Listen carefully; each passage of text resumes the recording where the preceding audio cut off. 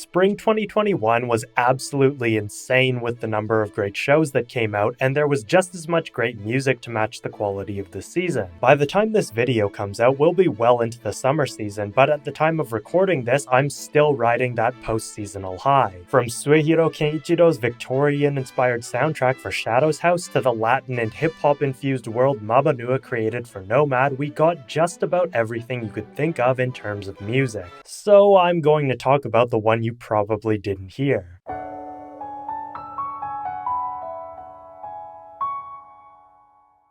Seijo no Maryoku wa Bannou Desu, The Saint's Magic Power is Omnipotent, was one of the less popular shows of the season, which doesn't really come as a surprise given that shoujo manga and anime rarely get even half the attention of their shonen counterparts. Add to the fact that it's basically an isekai power fantasy, albeit altered from the norm, and it has all the ingredients to turn off most viewers. I'll admit the show itself wasn't anything special, but from the moment I first heard Kuroda Kenichi's music, I was completely swept away into a world of beautiful shoujo fantasy. With only 5 series under his belt, 2 of which are shorts and another that's a children's show co-written with another composer, I'd be extremely surprised to meet anyone who's familiar with Kuroda's work. He's more of an arranger than a composer, and most of his compositions are J-pop songs, so chances are that you wouldn't have heard of him prior to Seijo no Maryoku unless you really love the music from Hatena Illusion, a show I can't say I have any plans to watch. That said, if Seijo no Maryoku is any example of how his music sounds, I can't wait for whatever his next soundtrack ends up being made for.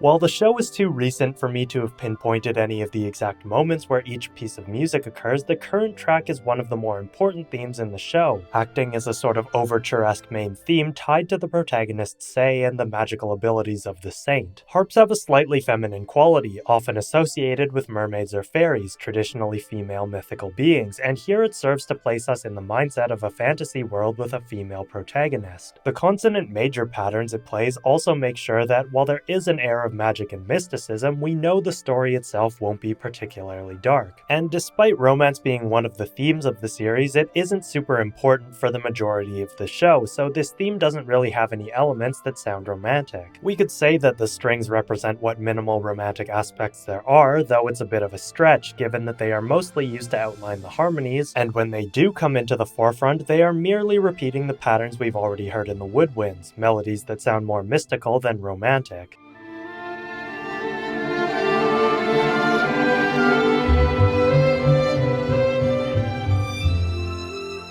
This, however, doesn't take away from the romantic sound that seems to come forth towards the end of the piece, as the strings come in more powerfully while interplaying with the newly introduced horns. Again, this makes a lot of sense given that if this piece is to serve as an overture, the end of the piece should also represent the end of what's shown in the anime, with Sei learning how to control her saintly powers that manifest through the feeling of love. The horns can be seen as the actual awakening of these powers as well as a simple representation of Sei herself, solo trumpets and horns being the instruments that represent heroic protagonists in film scores.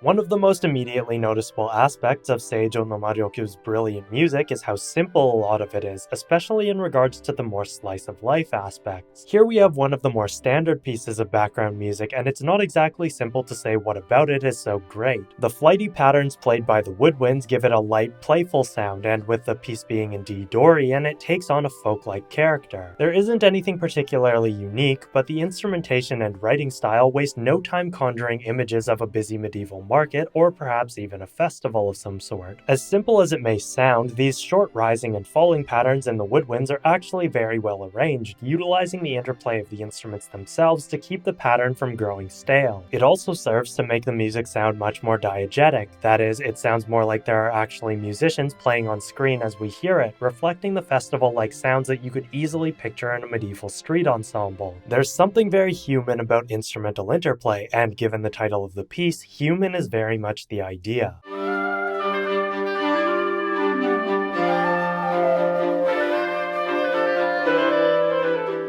It isn't only the smaller melodic patterns that have interplay between instruments, but groups of musicians interplaying as well. The first section opens with an emphasis on the woodwinds, playing in a standard 6/8 pattern for a playful swing pushed along by the violin and viola. This is followed by a metric shift into 3/4 where the strings come to the forefront, taking on a more romantic character, a slight lapse from the playful one established earlier, but not such a far step away as to feel jarring.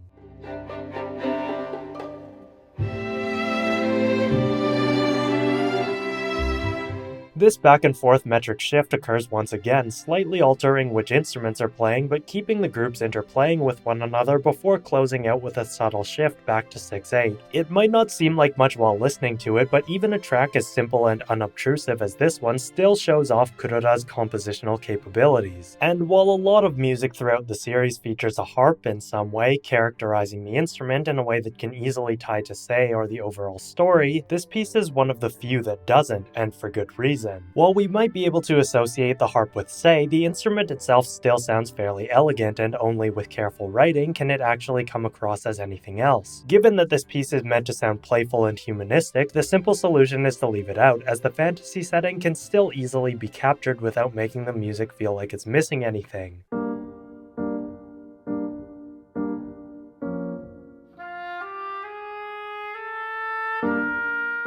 The second disc off of the soundtrack features many of the darker aspects of the music, which, working chronologically, makes sense in context to the show, given that the first half of the show was more about establishing Sei's everyday life in this new world, while the latter half spent more time examining her role as the saint, not to mention Aira's situation. The piece playing now is, again, quite simple, but in a very different way than the previous track was. We start with a simple G minor pulse in the piano, but are quickly thrown off by the following chord, a B flat minor over F. As the other instruments come in, our key is further obscured by chromatic patterns and harmonies, vaguely giving off B-flat Dorian vibes as outlined by a single bassoon line, but never really settling there.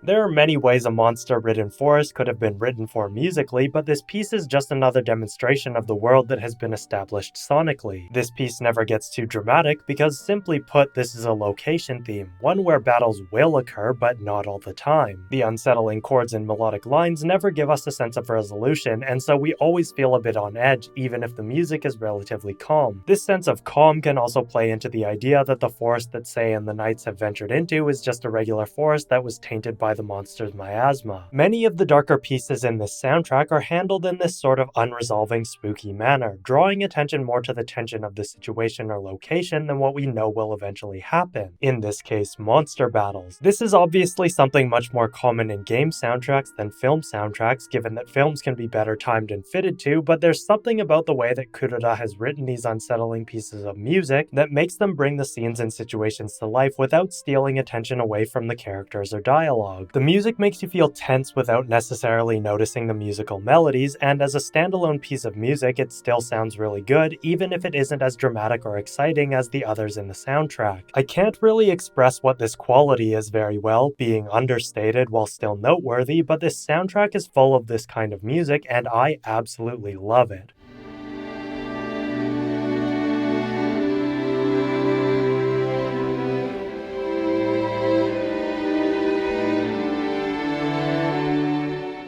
While the romance aspect of this show is fairly understated, at least from what we've seen in the anime, the concept of love is extremely important. While it's quite obvious to the viewer how and why Sei's power manifests, to her it's somewhat of a mystery, and it isn't until much later in the show that she actually discovers that love is the key. Though I'm not entirely sure why she is so apprehensive to accept Commander Hawk as a love interest, this feeling of anxiousness is captured just as much as the actual romance is in this piece. No time is wasted in establishing the romantic feeling with the entrance of the strings, giving us a very straightforward major sound. The expected resolutions and cadences might seem a bit cliche, but there are also quite a few suspensions that keep the chords from feeling settled. This fits nicely with the idea that the concept of love, one that Sei seems reluctant to open herself up to, is so obvious to all of us, and the tension found in the suspended chords is her dwindling apprehension. She clearly loves Hawk, and Hawk himself has made it quite clear that he has feelings for her too, and despite the fact that her powers only work when she thinks of him, she is also too anxious to accept the situation for what it is.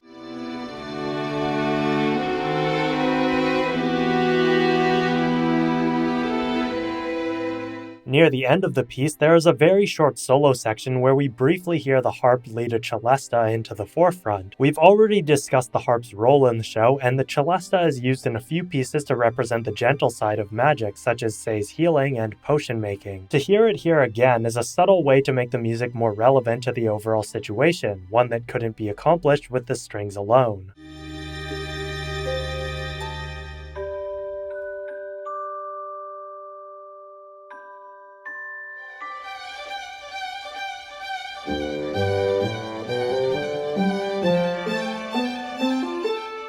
This is the last piece that I want to talk about, and it's one of the more upbeat tracks that showcases the beauty and mastery of Kuroda's approach to the music. This is one of the pieces associated with Sei's saint powers manifesting and bringing about miracles. I don't remember which specific scene this actually occurs in, but it isn't actually all that important, as the focus is much more on the miracle itself than how it is occurring. If I had to guess, it likely happens in one of the scenes before she learns how to control her power, as the sense of romance and affection is quite understated, only giving us slight hints without making it obvious.